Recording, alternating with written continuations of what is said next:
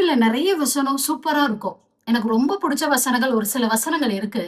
அதிலேயே ரொம்ப புடிச்சது எதுனா, சங்கீதம் 34 8வது வசனம் இப்படி சொல்லுகிறது. கர்த்தர் நல்லவர் என்பதை ருசித்துப் பாருங்கள். அவர் மேல் நம்பிக்கையா இருக்கிற மனுஷன் பாக்கியவான். ஆமாங்க. ஒரு சாப்பிடுற பொருள் இருக்கு.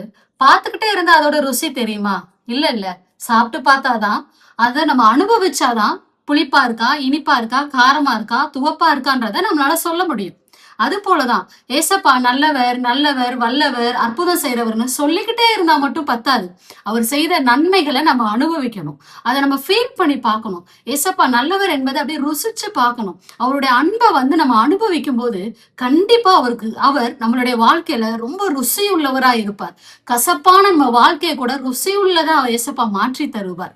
இன்னைக்கேன்னு பைபிள் படிக்கிறது, கடமைக்கேன்னு ஜெபிக்கிறது, கடமைக்கேன்னு சர்ச் போறது இருந்தா ஏசப்பா நல்லவர் என்பதை நம்மளால ருசிக்க முடியாது. ஒரு கடமைக்காக நம்ம போறோம், ஒரு பாரம்பரியத்திற்காக நம்ம போறோம், அப்படிதான் இருக்குமே தவிர உள் மன ஆழத்துல அவர் நல்லவர் என்பதை நம்மளால ருசிக்கவே முடியாது. நமக்கு பிடிச்ச, மனசுக்கு பிடிச்ச ஒரு நபரா இருந்தா எப்படி அவங்களோட பேசுவோம், எவ்வளவு க்ளோஸா அவங்களோட இருப்போம், அவங்க எப்பயுமே நம்ம கூட பேசணும் அப்படின்னு நம்ம விரும்புவோம்ல. அது போலதான் ஏசப்பாவை உங்களுடைய வாழ்க்கையில ரொம்ப பிடிச்ச ஒருத்தரா உங்களுடைய வாழ்க்கையில நீங்க ஏத்துக்கோங்க.